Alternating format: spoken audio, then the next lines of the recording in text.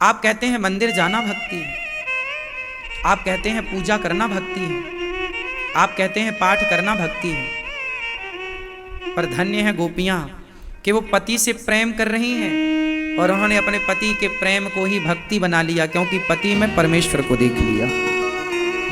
वो पोंछा लगा रही हैं घर में, झाड़ू लगा रही हैं, लेकिन उन्होंने इस मानसिकता से पोंछा झाड़ू लगाया, वो नाम जप रही हैं। अरे नाम नहीं जप रही हैं, पर ये बताओ क्या मां बेटे का नाम जपती है? बोलो, क्या मां बेटे का नाम जपती है? उत्तर दो। नहीं। क्या मां बेटे का नाम जपती है? नहीं। बिना नाम जपे मां हर क्षण किसके ध्यान में रहती है? बच्चे के, बेटे का। मेरा बेटा कहाँ है, कहाँ है, रो रहा क्या? तुरंत वो हर क्षण रोटी बनाएगी, पर ध्यान बच्चे का होगा, याद बच्चे की होगी, स्मरण बच्चे का। जरा सा रोया, उसे कोई सुने ना सुने, मां सुन लेती है कि बच्चा रो रहा है। हाँ या ना? ये तो प्रैक्टिकल करती हो ना आप। मां बच्चे का नाम नहीं जप रही है, लेकिन ध्यान कहाँ है? बोलो, बच्चे में। क्या एक पल के लिए मां बच्चे को भूल पा रही है? झाड़ू लगाते समय, पोंछा लगाते समय काम तो बराबर कर रही है, नहा रही है, झाड़ू लगा रही है, पोंछा लगा रही है। कई बार नहाती है मां, स्नान करती है मां, उसी क्षण अभी पूरा स्नान नहीं कर पाई कि बच्चा रोने लग गया। उसी क्षण वो उसी हाल में बच्चे की ओर भागती है। झाड़ू लगा रही थी कि बच्चा याद आया, झाड़ू छोड़ी बच्चे की ओर। नाम नहीं जपती मां बच्चे का, पर ध्यान किसका है? बस यही करना है, लेकिन आप बस इतना ना कर पाए, बाकी आपने सब कुछ किया। भगवान का नाम गोपियां नहीं जपती, नाम उनका लिया जाता है जिन्हें हम भूल जाते हैं। मां बच्चे का नाम नहीं लेती, पर याद बच्चे की 24 घंटे। सोते सोते भी मां, बच्चा जरा सोते में जरा किया कि तुरंत मां हाथ ठोकने लग जाती है। मतलब सोते समय भी वो बच्चे के प्रति सजग होती है। सही है? सोते समय वो गहरी नींद में है मां, पर बच्चे के लिए बिल्कुल सजग है। हाँ या ना? जितनी सजगता बच्चे के लिए आपने बना ली है, सच बताओ क्या इतनी सजगता भगवान के लिए सारी जिंदगी में बन पाई? नहीं, नहीं बन पाई। भक्ति को आप लोगों ने नाम ही अलग दे दिया। आप माला जपने को भक्ति समझ रहे हैं, आप नाम जपने को भक्ति समझ रहे हैं। नाम जप बुरा नहीं है, करना चाहिए। मैं खुद नाम जप करता हूं और आपसे भी कहता हूं करो, लेकिन मैं आपको उस नाम जप से ऊपर की स्थिति पर ले जाना चाहता हूं, उससे ऊपर एक कदम आगे। नाम जप पहली सीढ़ी है। हम सारी जिंदगी कक्षा 5वीं में तो नहीं रहेंगे ना, 6वीं में भी तो जाना होगा, 7वीं में तो जाना पड़ेगा। कि सारी जिंदगी तुम 5वीं पढ़ोगे? 6वीं में भी तो जाओ, आगे भी तो बढ़ो। उसी तरह भक्ति की कक्षा में आगे भी तो जाओ। सारी जिंदगी नाम ही जपते रहोगे? उस नाम जप से भी आगे एक सीढ़ी है, उस तक तो पहुंचो, उसका भी तो अनुभव करो। आप लोग पता नहीं अनुभव करते हैं कि नहीं करते। मैं जो कह रहा हूं, मैं अनुभव करके ही कह रहा हूं। ये बातें कह भी वही सकता है जो अनुभव करता है, वरना ये बातें कहीं भी नहीं जा सकती। आदमी तो बस नाम जप को ही भक्ति मानता है, उसको लगता नाम जप रहे हैं भक्ति हो रही है। ये नाम जप तो पहली सीढ़ी है, पहली है। आगे की सीढ़ी क्या है? वही सजगता जो एक मां के अंदर है, कि मां कर रही है काम, पर याद बच्चे की। उसी तरह आप खूब पैसे कमाओ, खूब बिजनेस करो, परिवार के साथ रहो, हंसो, मुस्कुराओ, नाचो, गाओ, पर हर क्षण याद भगवान की रहे। श्रीमन नारायण, श्रीमन नारायण। अपने आप को अहरनिश जैसे लक्ष्मी जी भगवान के पांव दबाती, सदा दबाती रहती हैं। ऐसे हमारे संतों ने एक बात कही ना, आपने एक लाइन सुनी होगी एक भजन की, मैं केवल वो लाइन आपको याद दिला दूं। तू अकेला नाही प्यारे, राम तेरे साथ में। ये लाइन एक मंत्र है, सूत्र है। तू अकेला, आप अपने को कभी अकेला मत समझिए। यदि आप अपने को अकेला समझते हैं तो आप फिर गलत चले गए। आपने खुद को अकेला मान लिया, मतलब आपने ये मान लिया कि ईश्वर कण कण में व्याप्त नहीं है। आप जब ये मानते हैं कि हमारे साथ परमात्मा है, मैं अकेला नहीं हूं, हर जगह ईश्वर है, तो मैं इस हर जगह की व्यापकता को महसूस कर पाया, तब तो मैंने कहा कि मैं अकेला नहीं हूं। आप कहते हैं जी हम अकेले हैं, इसलिए हम डिप्रेशन में हैं। आज लोगों को परेशान कौन कर रहा है? अकेलापन। आज लोगों को परेशान कौन कर रहा है? अकेलापन। लोग अकेले हैं, ना कोई बोलने वाला, ना बतलाने वाला, ना हंसने वाला, ना। लोग कहते हैं कोई नहीं है, हम अकेले नहीं। बूढ़े बूढ़े लोग रो रहे हैं, महाराज जी हम अकेले हो गए, बच्चों ने साथ छोड़ दिया, हम अकेले हो गए। अकेलापन खलता है, परेशान करता है। आप बूढ़े हो गए, पर सारी जिंदगी में आप इतनी सी बात ना समझ पाए कि जो परमात्मा कण कण में व्याप्त है, सर्वत्र है, उस सर्वत्र रहते परमात्मा के होते हुए आप अकेले कैसे हो सकते हैं? क्यों नहीं महसूस किया आपने अपने इर्द गिर्द आसपास उस ईश्वर को? बेटे ने साथ छोड़ दिया तो आपको लगा हम अकेले हो गए, लेकिन आपने सारी जिंदगी में ये अनुभव नहीं किया कि भगवान हमारे साथ है। तू अकेला नाही प्यारे, राम तेरे साथ है।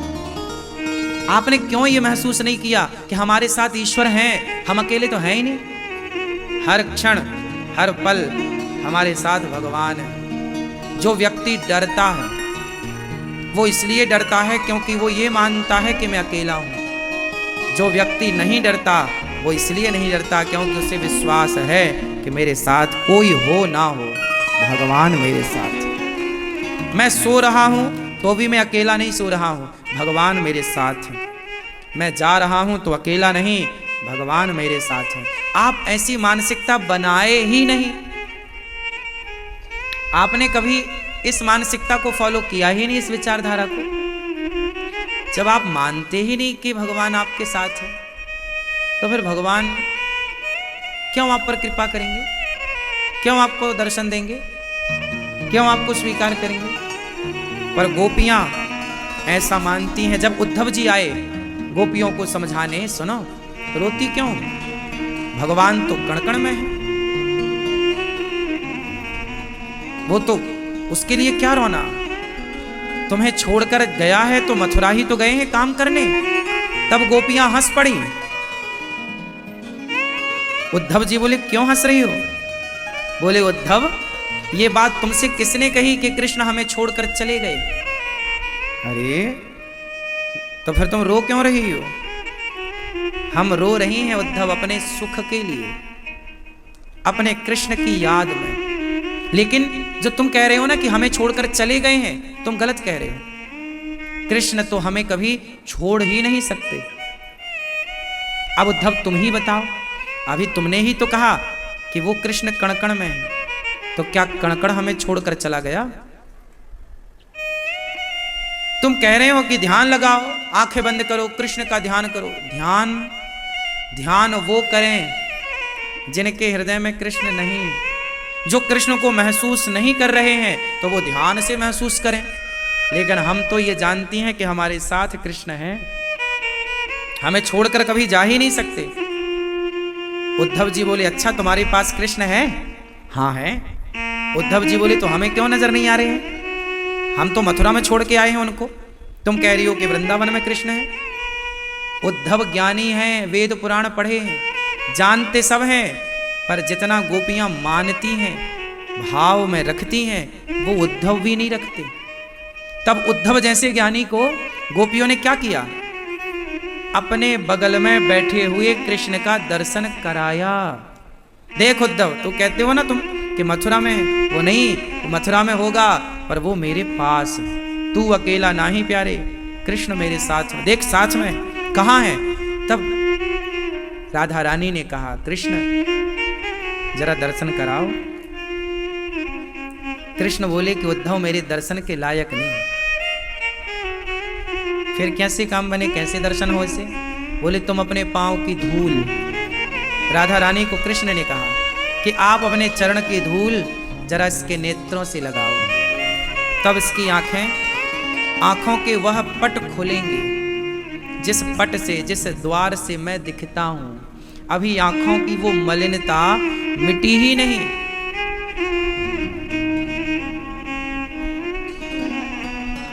अब उद्धव जी ने, राधा रानी ने अपने रज उठाई पांव की धूली और उद्धव जी के नेत्रों से, यहां तुम्हें दर्शन कराते हैं, नेत्रों से लगाया, मस्तक पर लगाया चरण धूली। जब चरण धूली लगी तो उद्धव जी की आंखें खुली और गोपियों के पास इस तरफ भी कृष्ण नजर आए, राधा रानी के इस तरफ भी कृष्ण नजर आए। प्रत्येक गोपी के अगल बगल कृष्ण का दर्शन। उद्धव जी हक्का वक्का रह गए कि मैं तो मथुरा छोड़ के आया हूं, उन्होंने तो खुद कहा था कि ये पत्र ले जाकर गोपियों को देना, वो रोती हैं पर आप तो यहां बैठे। भगवान बोले, उद्धव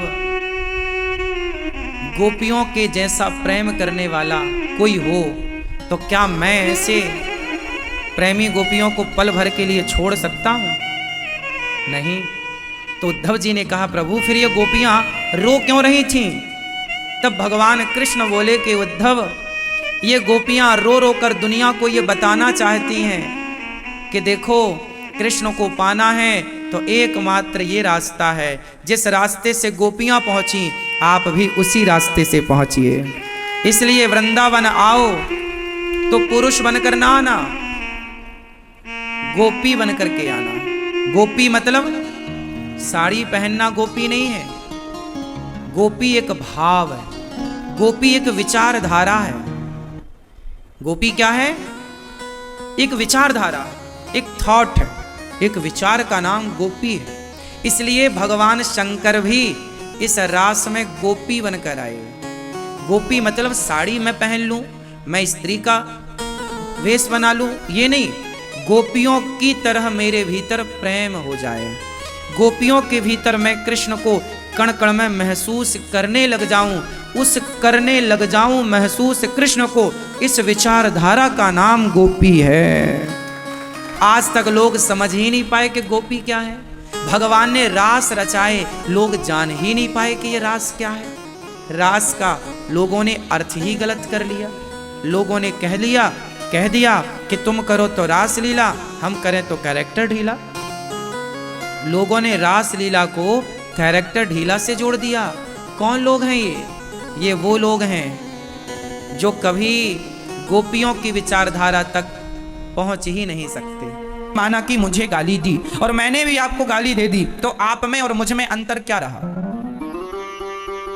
कुत्ते ने आपको काटा और आपने भी कुत्ते को काट लिया, तो फिर बताओ कौन कुत्ता? वो कुत्ता कि तुम कुत्ता? बोलो मेरी माँ। सास ने आपको गाली दी और आपने भी सास को गाली दी, तो बताओ तुम दोनों में समझदार हम किसे माने? मैया कह दो ना मेरी माँ। सास ने भी गाली दी और बहू ने भी गाली दी, इन दोनों में समझदार कौन आप बताओ? बोलो मेरी माँ, कौन? सास समझदार है? ये मैया कह रही है सास समझदार है। सास ने गाली दी और बहू ने भी गाली दी, इसमें दोनों ही मूर्ख हैं। समझदार वो कहलाते हैं जो एक गाली दे और दूसरा चुप रहे। तो जो चुप है वो समझदार है, क्योंकि हमारे यहां सिंपल कहावत है, कुत्तों के मुंह नहीं लगा जाता। जो गाली दे वो कौन भौंकता कौन है? आज सास भौंक रही है तो तुम भी भौंकोगी क्या? आज बहू भौंक रही है, तुम भी भौंक लो। जो भौंक रहा है वो कौन है? कुत्ते के वंशज हैं, भौंकते रहो। अभी तो एक भौंक रहा था, सास ने किया भौं तो बहू ने भी भौं भौं, लो चालू हो गया महाभारत। कौन समझदार इन दोनों में? कोई नहीं। इसलिए हम आपसे कहते हैं अपनी समझदारी का परिचय दो। कोई शंकर जी को गालियां दक्ष ने दी, क्या शंकर जी ने गालियां दी? भगवान कृष्ण को शिशुपाल ने कितनी गालियां दी? बोलो मेरी माँ, मैया जी, कितनी? 100 गालियां भगवान ने चुप रहकर सुनी कि नहीं? यदि भगवान होकर 100 गालियां चुपचाप सुन लेते हैं तो हम और तुम इंसान होकर 10-20 गालियां क्यों नहीं सुन लेते? क्यों कुत्तों की मुंह लगते हो? और अपने आप को आप लोग समझते हैं हम बड़े समझदार हैं, हम जवाब दे रहे हैं। अरे माँ, कहाँ जवाब देना है कहाँ नहीं देना, यह भी एक समझदारी का विषय ही है। सबको जवाब नहीं दिया जाता है ना। क्या जवाब दें हम इनको? तुम ना दो, भगवान दे देंगे जवाब। जब तुझसे ना सुलझे तेरे उलझे हुए धंधे तो भगवान के इंसाफ पे छोड़ दे ए बंदे। वही तेरी मुश्किल आसान करेगा, जो तू ना कर सका वो भगवान करेगा। छोड़ दो उस पर। सबका उत्तर देना जरूरी नहीं होता। शंकर जी को गालियां मिली, शंकर जी ने कोई उत्तर नहीं दिया। भगवान कृष्ण को गालियां मिली शिशुपाल के द्वारा, कोई उत्तर नहीं दिया। 100 गालियां हुई, सिर काट दिया। आप भी जवाब ना दिया करो। सास बोलती है, बोल, उसका स्वभाव है, बेचारी का बोल रही है। सुनने की आदत, सुनने का अभ्यास करो, ज्यादा से ज्यादा सुनो। और सुनो, अपना अपमान भी सहना सीखो। तितिक्षवः कारुणिकाः सुहृदः सर्वदेहिनां अजात शत्रवः शांता साधवः साधुभूषणा। वही व्यक्ति समझदार है, वही व्यक्ति सफल है जिसके अंदर सहनशीलता ज्यादा है। सह लो। यदि पाकिस्तान हमारा अपमान करे तो बिल्कुल ना सहो, पर तुम्हारे अपने ही तुम्हारा अपमान करें तो कोई बात नहीं, अपने हैं, माफ करते चलो। इनसे क्या झगड़ा करना। आपका भाई आपका अपमान कर रहा, माना कि आपका सगा भाई आपका अपमान कर रहा है, तो क्या लड़ोगे उससे? तुम्हारी तो भाई है, इसलिए उसे उसकी तरफ ना देखो। पागल हो गया, दिमाग खराब है, कुत्ता सवार है इसके ऊपर, भौंकने दो। कहां इससे मुंह लगा रहे हो? क्योंकि वो मेरे भाई ही तो है। अपनों से ना जिद पालो, अपने से ना लड़ो। हाँ, कोई आतंकवादी है, कोई दूसरा है तो उससे लड़ जाओ, जीतो। किसे जवाब देना है किसे जवाब नहीं देना, यह भी विवेक का विषय है। आप लोग जिसे जवाब देना होता है उसे तो देते नहीं है, और जिसे जवाब नहीं देना उससे लड़ते हैं। ये लड़कियां अपने भाई से लड़ बैठती हैं, लेकिन उसी लड़की को कोई सड़क में कोई परेशान कर दे, कोई लड़का, तो भाग के रोती रोती आ जाती है, मम्मी मम्मी उसने परेशान किया। अपने भाई को तो जड़ देती थी 2-4, उसे क्यों नहीं जड़ दिया? जिससे लड़ना उससे तुम लड़ती नहीं हो, और जिससे लड़ना नहीं उससे लड़ती हो। क्यों? तो किसके सामने चुप रहना है, किसके सामने बोलना है, यह विवेक का विषय है। जब तुम्हारी लड़ाई तुम्हारी सास से हो, मां से हो, भाई से हो, तो इन रिश्तों में जहर ना घोलो, इनसे कोई उत्तर ना दो। ये कह रहे हैं चलो गुस्सा है, बोलने दो। हम लड़के किससे लड़ रहे? भाई से। क्या मिल जाएगा भाई से लड़के? इनसे कोई उत्तर नहीं। लड़ना है उनसे लड़िए, लड़ना है भ्रष्टाचार के खिलाफ लड़िए, आवाज उठाइए। लड़ना है किसी के साथ अत्याचार हो, अनाचार गलत हो रहा, उसके पक्ष में खड़े हो जाइए, लड़िए।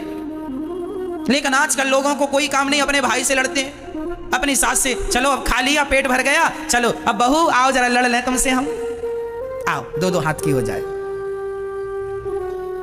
लो, चल रही है घर में तू मैं तू मैं चल रही। और इससे भी बच गए तो आज भारत में जातवाद का जहर घोल के लड़ रहे हैं। मैं ब्राह्मण, मैं क्षत्रिय, मैं वैश्य, मैं शूद्र। लो भैया आपस में लड़ो, अब तुम्हारा अन्न कैसे पचे, लड़ो आपस में। लड़ रहे हैं, बुद्धि भ्रष्ट कर रहे हैं। अरे तुम्हारी यूं ही लड़ाइयों का फायदा अंग्रेजों ने, मुगलों ने खूब उठाया है। तुम्हारी आपस की लड़ाइयों का फायदा उठाया। कई 100 साल तक तुम भारतवासियों पर, हम पर राज्य किया इन लोगों ने, केवल इसलिए कि हम लोग केवल लड़ना जानते हैं। हम लोग संगठित रहना तो जानते नहीं कि चारों लोग एक साथ रहें, ब्राह्मण, क्षत्रिय, वैश्य और शूद्र। हम लोग लड़ते हैं जातवाद का जहर घोल करके, एक दूसरे से लड़ जाते हैं। ऐसे ही लड़ो आपस में। कल फिर कोई और आएगा तुम्हारे देश में कब्जा कर लेगा, फिर करना उसकी गुलामी। आदत हो गई है गुलामी करने की तुम्हारी, कभी मुगलों की कभी अंग्रेजों की। अब ऐसे फिर लड़ो, फिर करना किसी की गुलामी। मेरी मां, मेरे नौजवान दोस्तों, जाग जाओ, सबको गले से लगाओ। कोई जातवाद नहीं है, गुर्जर कहता है मैं बड़ा, जाट कहता है मैं बड़ा, ब्राह्मण कहता है मैं बड़ा, क्षत्रिय कहता है मैं बड़ा। वो फलाने गुर्जर और जाट आपस में लड़ जाते हैं। क्यों लड़ती हो? तुम दो थोड़ी हो, तुम एक हो। क्षत्रिय और वैश्य आपस में लड़ जाते हैं, तुम दो हो क्या? अरे ऐसे ही लड़ते रहोगे तो कैसे काम बनेगा? आज बहुत सारे मुसलमान लोग ना हिंदुओं के नाम की फेसबुक में आईडी बना लेते हैं और वो जाट बन गए, अपने आप को जाट बन के गुर्जर को गाली दे दी, एक ने गुर्जर बन के जाट को गाली दे दी। वो है मुसलमान और लड़ा रहे हैं हम सबको, लो आप और हम लड़ रहे हैं अज्ञानवश। खूब ऐसा चलता है। क्षत्रिय लोग ब्राह्मणों को गाली दे देते हैं, ब्राह्मण लोग क्षत्रियों को गाली देते हैं। गाली ना हम तुम्हें देते हैं ना तुम हमें देते हो। तीसरा ही मंथरा। कैकेयी और दशरथ जी में कोई भेद नहीं था, भेद पैदा करने वाली ये मंथरा है। उसी तरह आज भी समाज में कुछ लोग भेद पैदा करने वाले हैं। ऐसे लोगों से अपने आप को बचा के रखना है और आप संगठित रहिएगा। रामचरितमानस में लिखा है, जहां सुमति तहां संपत्ति नाना, जहां कुमति तहां विपत्ति निदाना। जहां संगठन है वहां सब प्रकार की खुशहाली है। जहां झगड़ा है, यदि आपस में हम बिखर गए, ये चार उंगलियां अलग अलग हैं, चारों एक हो जाएंगी, मुट्ठी का हो जाएगा, एक मार दो दांत टूट जाएंगे। वो चारों अलग अलग रहेंगी तो कुछ नहीं कर पाओगे। इसलिए संगठित। झाड़ू एक होती है ना, कचरे को साफ करती है, पर वही झाड़ू बिखर जाए तो स्वयं कचरा बन जाती है। यदि बिखर गए तो कचरे हो जाओगे। इसलिए मेरी मां, संगठित रहना। बच्चों को कहना आपस में लड़ाई ना किया करें, भेदभाव मिटा दो। ब्राह्मण क्षत्रिय वैश्य शूद्र हिंदू हम एक हैं। बटो मत, बट जाओगे तो अस्तित्व खतरे में पड़ जाएगा। सब जरूरी है, ज्ञान जरूरी है, विज्ञान जरूरी है, भक्ति जरूरी है, सब जरूरी है, संगठन भी जरूरी है। हम संगठित रहें। हम चार भाई हैं, एक बाप की संतान है। बताओ ब्राह्मण का पिता कौन?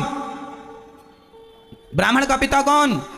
ब्राह्मणोस्य मुखमासीद बाहु राजन्यः कृतः ऊरु तदस्य जदवैश्यः पदभ्यांगुं शूद्रो अजायत। वेद मंत्र है ये। वेद में लिखा है भगवान नारायण के मुख से ब्राह्मण का जन्म हुआ, भगवान नारायण की भुजाओं से क्षत्रिय का जन्म हुआ, भगवान नारायण की जंघा से वैश्य का जन्म हुआ और भगवान नारायण के चरणों से शूद्र का जन्म हुआ। तो चारों के पिता एक ही हुए कि नहीं?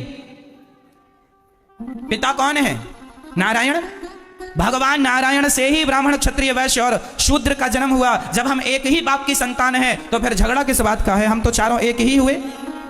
गुण कर्म विभागशः, केवल आदमी के गुण कर्म के कारण विभाग हो गए। भगवान ने कह दिया एक पिता के विपुल कुमारा, एक बाप की चार संतानें थी, एक बेटा जरा ज्ञानी था तो बेटे का नाम रख दिया ब्राह्मण। क्या नाम रखा? ये ब्राह्मण है। एक बेटा ज्यादा युद्ध कौशल था, युद्ध में कुशल था, नाम रख दिया क्षत्रिय। एक जरा पैसे पे जरा ध्यान था तो नाम रख दिया वैश्य। और एक बेटे का सेवा में मन था, तीनों का सहयोग करता था, तीनों से प्यार करता था, उसका नाम रख दिया शूद्र। एक्चुअली शूद्र जात नहीं है, ब्राह्मण जात नहीं है, क्षत्रिय कोई जात नहीं है। ये तो हमारे बाप दादाओं के नाम थे। ब्राह्मण नाम का आदमी था, उसकी जितनी संतान हुई तो ब्राह्मण के नाम से जानी गई। क्षत्रिय नाम के आदमी की जितनी संतानें हुई क्षत्रिय के नाम से। हम लोग एक ही पिता की संतान है। मूल में पिता एक है, नारायण। केवल व्यवस्थाएं बनाने के लिए चार विभाग किए गए कि ब्राह्मण वेद बचाएंगे, क्षत्रिय अपना देश बचाना, वैश्य पैसा बचाना और शूद्र इन तीनों का सपोर्ट करना। क्यों ये व्यवस्था बनाई? आपके घर में भी बेटी का विवाह होता है तो आप लोग भी व्यवस्था बनाने के लिए किसी को मंडप की सेवा संभाल दे देते हैं, किसी को खाने पीने की सेवा, सो तुम खाने पीने की संभालना, तुम मंडप की संभालना, तुम बारातियों को नाश्ता पानी की संभालना। भाई व्यवस्था बनाई जाती है कि नहीं? काम सौंपा जाता, तुम ये काम कर लेना। हमारे देश में भी आजकल देखो ना, एक प्रधानमंत्री होते हैं, एक राष्ट्रपति होते हैं, एक खाद्य मंत्री होते हैं, एक गृह मंत्री होते हैं, एक उद्योग मंत्री होते हैं। ये व्यवस्थाएं हैं। उद्योग का काम करना है, उद्योग मंत्री से मिल लो, और दूसरे काम है तो इन मंत्री से मिल लो, उन मंत्री से मिल लो। क्यों भाई? ये व्यवस्थाएं हैं। फलाना मंत्री फलाना मंत्री फलाना। शिक्षा का संबंध है तो शिक्षा मंत्री से बात करो। पैसे की दिक्कत है, वित्त मंत्री से बात करो। क्यों? ये व्यवस्थाएं हैं। उसी प्रकार भगवान ने व्यवस्थाओं के लिए चार लोगों को बनाया, ब्राह्मण क्षत्रिय और वैश्य। चार एक ही बाप की संतान है। लेकिन अज्ञानता इतनी आ गई कि हम लोग आपस में आगे चल के लड़ने लग गए। मैं ब्राह्मण हूं, मैं क्षत्रिय हूं, मैं वैश्य हूं, मैं शूद्र हूं। अब जरूरत नहीं है इसकी कि मैं ब्राह्मण हूं, मैं क्षत्रिय हूं, मैं शूद्र हूं। बस जरूरत इसकी है कि हम सनातनी हैं, हम भारतीय हैं। गर्व से कहो हम हिंदू हैं, हम हिंदू हैं, हम हिंदू हैं। धरा ये जिस पर घूम रही हम उसी केंद्र के बिंदु हैं। गर्व से कहो हम हिंदू हैं, हम हिंदू। तुम बट गए जातवाद के नाम पर, फिर तुम पर कोई हमला करेगा। आज क्रिश्चियन लोग गांव-गांव में जाके हिंदुओं के गांव को धर्म परिवर्तन करा रहे हैं और हिंदुओं के गांव को जो कम पढ़े लिखे लोग थे उनको क्रिश्चियन बना रहे हैं। तुम ऐसे ही अपनी अकड़ में रहे आना कि मैं ब्राह्मण हूं, मैं क्षत्रिय हूं, मैं वैश्य हूं, मैं शूद्र हूं। आगे चल के सारे हिंदू क्रिश्चियन बन रहे हैं। क्रिश्चियनों की एक बहुत बड़ी साजिश चल रही है। फिर क्या होगा जब सब लोग वही बन जाएंगे? कौन होगा तुम्हारी पक्ष की बात रखने वाला? कौन होगा तुम्हारा पक्ष लेने वाला? सेना भी बड़ी होनी चाहिए, संगठन में बहुत बड़ी ताकत होती है। ये बातें हल्के में ना लेना, नहीं कल को आने वाली पीढ़ी तुम्हें गाली देगी कि तुमने क्या किया। अरे अपने हिंदुओं को बचा लेते कम से कम। अरे समय निकाला करो और अपने उन गरीब लोगों के पास जाकर बैठा करो जिन्हें 2 किलो आटा की जरूरत है, 1 किलो दाल की जरूरत है। जरा सा समाज में सेवा करो, सहयोग करो, सबको भूखे को भोजन कराओ। क्रिश्चियन लोग पैसे दे के धर्म परिवर्तन करा रहे हैं, हाँ या ना? और तुम लोग केवल अपनी अकड़ में 20 लाख की गाड़ी लेना है, 50 लाख की गाड़ी लेना है, गाड़ी घोड़े में पैसे लगाओगे। अफगानिस्तान का क्या हुआ? कब्जा कर लिया आतंकवादियों ने, सबकी जमीन जायदाद गाड़ी घोड़ा रखी रह गई। यदि तुम आपस में बढ़ जाओगे तुम्हारे ऊपर भी ऐसी कोई आके कब्जा कर लेगा, फिर भागते फिरना। इसलिए आज सनातन को बचाने की जरूरत है। चलो हम ये नहीं कहते कि तुम मुसलमानों को हिंदू बनाओ, हम ये नहीं कहते क्रिश्चियनों को हिंदू बनाओ। जो हमारे हिंदू भाई हैं उन्हें तो बचा लो, जो धर्म परिवर्तन करने में लगे हुए हैं उन्हें तो गले लगा लो, उन लोगों को तो हृदय से लगाओ, नहीं तो बहुत नुकसान होगा और नुकसान सबका होगा। देश गुलाम हुआ, सबका नुकसान हुआ। सब लोग अपने अपने धर्म का प्रचार करते हैं, हिंदू लोगों को अपने धर्म की कोई नहीं पड़ी, कोई नहीं करता प्रचार, कोई नहीं बात करता धर्म की, कोई नहीं बात करता सनातन की, कोई नहीं बात करता राम और कृष्ण की। दया ही नहीं है लोगों के आगे। आज लोग, एक गरीब बाप गांव में मैंने देखा है साहब कि गांव का गरीब आदमी गिड़गिड़ाता है, भैया बेटी का विवाह जरा 5,000 दे दो। तो गांव का जो धन्ना सेठ होता है ना, वो 5,000 देता तो है पर ब्याज लेता है 10%, 15%, 5,000 का। अरे उस आदमी को ये तो समझ आए कि पागल, वो गरीब आदमी है, उसके बेटी का विवाह है, 5,000 दे दो। बेटी के विवाह में ईश्वर ने तुम्हें देने के लायक बनाया है, दे दो। उस गरीब आदमी से तुम ब्याज वसूलोगे? अरे दे दो 5,000, महीने 4 महीने में वापस कर देगा वो। क्या कि तुम 5,000 का ब्याज लगाए बैठ गए? कोई लाखों की बात हो तो बात 10-5,000 में तुम ब्याज लेते हो, कितना पैसा कमा लेते हो इससे? घोर नरक जाओगे। ईश्वर ने तुम्हें धन दिया है, इसका अर्थ ये नहीं कि तुम उसका दुरुपयोग करो। धन दिया है तो इसलिए दिया है कि तुम जरूरतमंदों की सेवा कर सको, दीन दुखियों को गले लगा सको, किसी गरीब आदमी की तुम मदद कर सको।